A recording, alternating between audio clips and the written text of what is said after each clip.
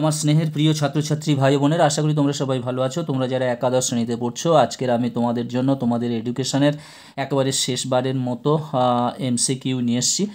আজকের আমি দেখতে পাচ্ছ তোমরা তোমাদের চারটি অধ্যায় থেকে এমসিকিউ তোমাদের রেখেছি। এটি তোমাদের গ্রুপ সি বিভাগ, গ্রুপ সি। তোমাদের গ্রুপ সিতে আছে 8, 9, 10, 11 এই চারটি অধ্যায় আছে। 8, 9, 10 এবং 11।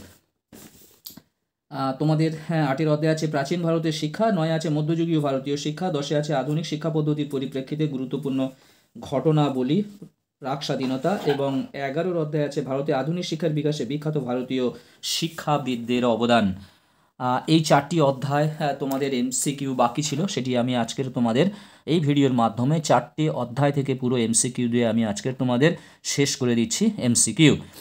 এরপরে তোমাদের একদিন আমি এসএ কিউ কি বাকি আছে দেখে আমি এসএ কিউটা তোমাদের দিয়ে দেবো, এবং লাস্ট মিনিট সাজেশনটা 2-1 দিনের মধ্যেও তোমাদের একাদশ শ্রেণীর এডুকেশন এটা তোমাদের দিয়ে দেবো। তোমাদের যত সম্ভব হিস্ট্রি এবং পলিটিক্যাল সায়েন্সের যে এলএকিউ সাজেশন আমি তোমাদের দিয়ে দিয়েছি, এবং তোমাদের স্ক্রুটিনি চলছে ক্লাস 11-এর লাস্ট মিনিট সাজেশন, যেটা বাংলা এবং ইংরাজিতে স্ক্রুটিনি চলছে, সেটিও তোমরা 2-4 দিনের মধ্যেই অবশ্যই করে পেয়ে যাবে। বন্ধুরা, তোমরা যারা চ্যানেলটি সাবস্ক্রাইব করোনি, অবশ্যই তোমরা চ্যানেলটি সাবস্ক্রাইব করে নাও এবং বন্ধুদেরকে লিঙ্ক শেয়ার করো। তোমরা একটা লাইক করে দিও, প্রয়োজনে কমেন্ট করো। এসো, আজকের আমাদের অনেকটা প্রশ্ন উত্তর আছে, যেহেতু 4টে অধ্যায়। যদিও প্রশ্নগুলো খুবই কমই করে দেওয়া আছে, প্রত্যেকটা অধ্যায় থেকে 10, 12টি, 13টি করে প্রশ্ন মাত্র দেওয়া আছে।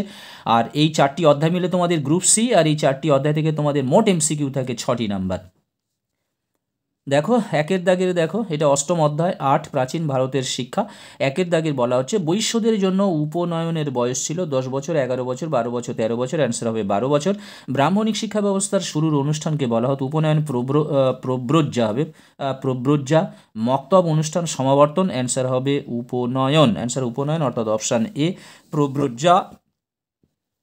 প্রব্রজ্জা অনুষ্ঠানটি পালিত হতো বৈদিক শিক্ষা ব্যবস্থায়, বৌদ্ধ শিক্ষা ব্যবস্থায়, ইসলামিক শিক্ষা ব্যবস্থায় এবং ব্রিটিশ শিক্ষা ব্যবস্থায়। উত্তর হবে বৌদ্ধ শিক্ষা ব্যবস্থায়, অর্থাৎ অপশান বি।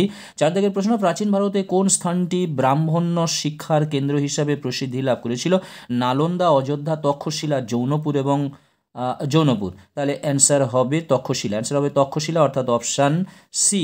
5 দাগের প্রশ্ন, কোন অনুষ্ঠানের মাধ্যমে বৌদ্ধ শিক্ষার সূচনা ঘটত? উপনয়ন, সমাবর্তন, উপসম্পদা এবং প্রব্রজ্জা। অ্যান্সার হবে প্রব্রজ্জা, অর্থাৎ অপশান ডি। 6 দাগের প্রশ্ন, বৌদ্ধ শিক্ষা ব্যবস্থায় শিক্ষালয়গুলির নাম ছিল গুরুগৃহ, টোল, মক্তব, বিহার। অ্যান্সার হবে বিহার, অর্থাৎ অপশান ডি। 7 দাগের প্রশ্ন, কোনটি প্রাচীন ব্রাহ্মণ্য শিক্ষা ব্যবস্থার সঙ্গে যুক্ত ছিল? মক্তব, টোল, সংঘরাম, বিহার। অ্যান্সার হবে টোল, অর্থাৎ অপশান বি। নালন্দা বিশ্ববিদ্যালয়ের উপাচার্য ছিলেন Fahien Shilabhadra, Hiuen Tsang, Atish Dipankar. Answer হবে Hiuen Tsang, option C. Nalanda বিশ্ববিদ্যালয় প্রতিষ্ঠা হয়েছিল যে যুগে? ব্রাহ্মণ্য যুগে, পাল যুগে, বৌদ্ধ যুগে, মধ্যযুগে। অ্যান্সার হবে বৌদ্ধ যুগে, অর্থাৎ অপশান সি। 10 দাগের প্রশ্ন, আর্য শিশু ড্যাশ হলে গুরুর কাছে যাওয়ার যোগ্যতা অর্জন করত? দ্বিজ, পরিশ্রমী, বুদ্ধিমান, শূদ্র। অ্যান্সার হবে দ্বিজ, অর্থাৎ অপশান এ। এবারে দেখো, অপশান ছাড়া কয়েকটি প্রশ্ন আছে, 6টি প্রশ্ন আছে। ব্রাহ্মণ্য শিক্ষা ব্যবস্থায় প্রাথমিক শিক্ষা শুরু হতো 5 বছর বয়সে। চতুরাশ্রমের প্রথম, দ্বিতীয়, তৃতীয়, চতুর্থ অধ্যায়গুলির নাম ছিল ব্রহ্মচর্য, গার্হস্থ্য, বানপ্রস্থ, সন্ন্যাস। বৌদ্ধ শিক্ষার মাধ্যম ছিল যে ভাষায়? প্রাকৃত ভাষায়। উপনিষদ শব্দের অর্থ হল ব্রহ্মবিদ্যা। বিক্রমশিলায় মহাবিদ্যালয় ছিল 6টি এবং ব্রাহ্মণ্য শিক্ষার মাধ্যম ছিল সংস্কৃত। এটি গেল তোমাদের 8-এর অধ্যায়, গ্রুপ সির 8-এর অধ্যায়। এবার গ্রুপ সির 9-এর অধ্যায়। 9-এর অধ্যায়টির নাম হলো মধ্যযুগীয় ভারতীয় শিক্ষা। 1-এর দাগের দেখো, ইসলামীয় শিক্ষা ব্যবস্থার শুরুর অনুষ্ঠানকে বলা হতো উপনয়ন, প্রব্রজ্জা, মক্তব, অনুষ্ঠান, সমাবর্তন। অ্যান্সার হবে মক্তব অনুষ্ঠান, অর্থাৎ অপশান সি। ইসলামীয় শিক্ষা ব্যবস্থায় প্রাথমিক শিক্ষার প্রতিষ্ঠান হলো বিহার, মক্তব, মাদ্রাসা, টোল। অ্যান্সার হবে মক্তব, অর্থাৎ অপশান বি। মক্তব হলো সংস্কৃত শব্দ, উর্দু শব্দ, বাংলা শব্দ, আরবি শব্দ। অ্যান্সার হবে আরবি শব্দ, অর্থাৎ অপশান ডি। মক্তব কথাটি যে আরবি শব্দ থেকে উদ্ধৃত তা হলো কুতুব, মুকুব, মুক্তি, মুক্তার। অ্যান্সার হবে কুতুব, অর্থাৎ অপশান এ। মক্তব ও মাদ্রাসার শিক্ষকরা কি নামে পরিচিত ছিল? মৌলভী, উজির, আমির, নবাব। অ্যান্সার হবে মৌলভী। ছয় দাগের প্রশ্ন, ইসলামিক শিক্ষা ব্যবস্থায় শিক্ষক শিক্ষার্থীর সম্পর্ক ছিল পারস্পরিক সেবামূলক, বন্ধুর মতো, গুরু শিষ্যের মতো, পিতা পুত্রের মতো। অ্যান্সার হবে পিতা পুত্রের মতো। 7 দাগের প্রশ্ন, যুক্তি শিক্ষা সম্পন্ন করার পর কোন ধরনের ডিগ্রি দান করা হতো? আলিম, ফাজিল, কাবিল, তালিম। অ্যান্সার হবে ফাজিল অর্থাৎ অপশান বি। মুসলিম শিক্ষা ব্যবস্থায় আখেনজি বলা হতো শিক্ষককে, শিক্ষার্থীকে, আল্লাহকে, কাজীকে। অ্যান্সার হবে শিক্ষককে। সর্দার পরপ্রথা যুক্ত মক্তবের সঙ্গে, মাদ্রাসার সঙ্গে, পাঠশালার সঙ্গে, সবকটির সঙ্গে। অ্যান্সার হবে পাঠশালার সঙ্গে অর্থাৎ অপশান সি। ইসলামীয় শিক্ষা ব্যবস্থায় মাধ্যমিক শিক্ষা, এটা হবে শিক্ষা ব্যবস্থা না, শিক্ষা প্রতিষ্ঠান হলো টোল, মাদ্রাসা, মক্তব, বিহার। অ্যান্সার হবে মাদ্রাসা অর্থাৎ অপশান বি। মক্তবে শিশু বিদ্যার্থীদের লেখা শেখানোর ওপর বিশেষ গুরুত্ব প্রদান করেন সম্রাট আকবর। এটি অপশান ছাড়া আছে। এবং টোল ও চতুষ্পাঠী ছিল বেদ ও উপনিষদ নির্ভর। বন্ধুরা, 9 অধ্যায় শেষ হয়ে গেল। এবারে আমরা আসি 10 অধ্যায়। তোমাদের 10 অধ্যায় যেটি আছে, 10 অধ্যায়ের নামটি হলো আধুনিক শিক্ষা পদ্ধতির পরিপ্রেক্ষিতে গুরুত্বপূর্ণ ঘটনাবলী। আধুনিক শিক্ষা পদ্ধতির পরিপ্রেক্ষিতে গুরুত্বপূর্ণ ঘটনাবলী। আধুনিক শিক্ষা পদ্ধতির পরিপ্রেক্ষিতে গুরুত্বপূর্ণ ঘটনাবলী। একের দাগে দেখো, শিক্ষার খাতে বার্ষিক 1 লক্ষ টাকার বরাদ্দ অনুদান দেওয়া হয়েছিল 1854 ডিসপ্যাচের মাধ্যমে, 1813 চার্টার অ্যাক্টের মাধ্যমে, 1882 হান্টার কমিশনের মাধ্যমে, 1944 সার্জেন্ট পরিকল্পনার মাধ্যমে। অ্যান্সার হবে 1813 চার্টার অ্যাক্টের মাধ্যমে অর্থাৎ অপশান বি। ভারতের প্রথম শিক্ষা কমিশনের সভাপতি ছিলেন যতীন্দ্রনাথ ঠাকুর, সৈয়দ মাহমুদ, উইলিয়াম হান্টার এবং চার্লস উড। অ্যান্সার হবে উইলিয়াম হান্টার অর্থাৎ অপশান সি। সিমলা শিক্ষা সম্মেলন হয়েছিল 1895 সালে, 1890 সালে, 1901 সালে, 1905 সালে। অ্যান্সার হবে 1901 সালে। 1901 সালে। 4 দাগের প্রশ্ন, সার্জেন্ট পরিকল্পনা গঠিত হয়েছিল 1934 সালে, 1924 সালে, 1944 সালে, 1954 সালে। অ্যান্সার হবে 1944 সালে অপশান সি। 5 দাগের প্রশ্ন, মাধ্যমিক শিক্ষা স্তরে এ এবং বি কোর্সের প্রস্তাব রাখা হয়েছিল সার্জেন্ট পরিকল্পনায় স্যাডলার কমিশনে, কার্জনের শিক্ষানীতিতে, হান্টার কমিশনে। অ্যান্সার হবে হান্টার কমিশনে অর্থাৎ অপশান ডি। স্যাডলার কমিশনের অপর নাম ছিল কলকাতা বিশ্ববিদ্যালয় কমিশন, মাধ্যমিক শিক্ষা কমিশন, ভারতীয় শিক্ষা কমিশন, বিশ্ববিদ্যালয় শিক্ষা কমিশন। অ্যান্সার হবে কলকাতা বিশ্ববিদ্যালয় কমিশন অর্থাৎ অপশান এ।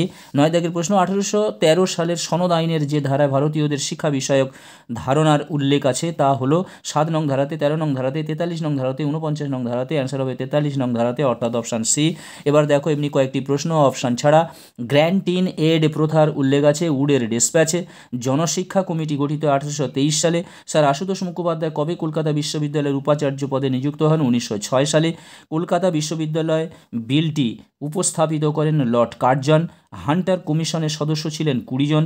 হান্টার কমিশন গঠিত হয় 1882 খ্রিস্টাব্দে এবং হান্টার কমিশন রিপোর্ট পেশ করে 1883 খ্রিস্টাব্দে। তাহলে হান্টার কমিশন গঠিত হয় 1882 আর তার রিপোর্ট পেশ করে 1883 সালে।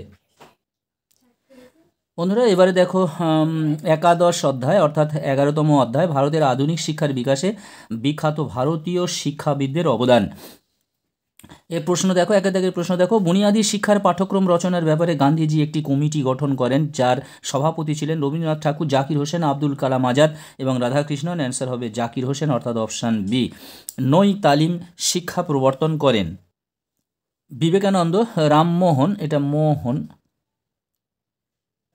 গান্ধীজি, বিদ্যাসাগর। অ্যান্সার হবে গান্ধীজি অর্থাৎ অপশান সি। বুনিয়াদী শিক্ষার জনক বলা হয় রবীন্দ্রনাথকে, বিদ্যাসাগরকে, বিবেকানন্দকে, গান্ধীজিকে। অ্যান্সার হবে গান্ধীজিকে অর্থাৎ অপশান ডি। শিক্ষার বাহন গ্রন্থের রচয়িতা হলেন রবীন্দ্রনাথ ঠাকুর, বিদ্যাসাগর, রামমোহন রায় এবং বিবেকানন্দ। অ্যান্সার হবে রবীন্দ্রনাথ ঠাকুর অর্থাৎ অপশান এ। ভ্রান্তিবিলাস গ্রন্থটির লেখক হলেন রবীন্দ্রনাথ, বিদ্যাসাগর, রামমোহন, গান্ধীজি। অ্যান্সার হবে বিদ্যাসাগর অর্থাৎ অপশান বি। বাংলা ভাষায় সংবাদ কৌমুদী পত্রিকার পৃষ্ঠপোষকতা করেন বিদ্যাসাগর, বিবেকানন্দ, গান্ধীজি, রামমোহন। অ্যান্সার হবে রামমোহন রায় অর্থাৎ অপশান ডি। এবং 7 দাগের প্রশ্ন, দার্শনিক হিসাবে রবীন্দ্রনাথ ঠাকুর ছিলেন জড়বাদী, প্রয়োগবাদী, ভাববাদী, প্রকৃতিবাদী। অ্যান্সার হবে ভাববাদী অর্থাৎ অপশান সি। রাজা রামমোহন রায়ের জন্ম হয় পশ্চিমবঙ্গের যে জেলায়? হাওড়া, হুগলি, কলকাতা, বর্ধমান। অ্যান্সার হবে হুগলি অর্থাৎ অপশান বি। এছাড়া আরও কয়েকটি প্রশ্ন অপশান ছাড়া দেখে নাও। এই যেগুলো অপশান দেওয়া আছে এই প্রশ্নগুলি ভেরি ভেরি ইম্পর্টেন্ট, এর থেকে তোমরা কমন পেতে পারো। এরপরে দেখো অপশান ছাড়া যে প্রশ্নগুলি আছে। বিবেকানন্দ রামকৃষ্ণ মিশন প্রতিষ্ঠা করেন 1897 খ্রিস্টাব্দে। রামমোহন রায়কে ভারত পথিক বলেছেন রবীন্দ্রনাথ ঠাকুর। রবীন্দ্রনাথ নোবেল পুরস্কার লাভ করেন 1913 খ্রিস্টাব্দে। বিদ্যাসাগর নর্মাল স্কুল প্রতিষ্ঠা করেন 1855 সালে। রবীন্দ্রনাথ শান্তিনিকেতন প্রতিষ্ঠা করেন 1901 খ্রিস্টাব্দে। বর্তমান ভারত গ্রন্থের রচয়িতা হলেন স্বামী বিবেকানন্দ এবং গান্ধীজির বুনিয়াদী শিক্ষার ভিত্তি ছিল হস্তশিল্প। বন্ধুরা, আজকের মতো ভিডিওটি এখানে শেষ করলাম। তোমরা তোমাদের 8, 9, 10, 11 চারটি অধ্যায় থেকে তোমরা এমসিকিউ তোমরা পেয়ে গেলে, অর্থাৎ তোমাদের এডুকেশন সাবজেক্টের সমস্ত এমসিকিউ শেষ হয়ে গেল। নেক্সট সাজেশন তোমরা পাবে এসএকিউর সাজেশন পাবে, এবং এলএকিউর সাজেশন তোমাদের খুব তাড়াতাড়ি আমি দিয়ে দেবো। তোমরা যারা এখনও চ্যানেলটি সাবস্ক্রাইব করোনি ভাবছো, তোমরা অবশ্যই চ্যানেলটি সাবস্ক্রাইব করে নাও এবং বন্ধুদেরকে লিঙ্ক শেয়ার করো। তোমরা সবাই ভালো থাকবে, থেকেও সুস্থ থেকো, তোমাদের জন্য রইল শুভকামনা। All the best.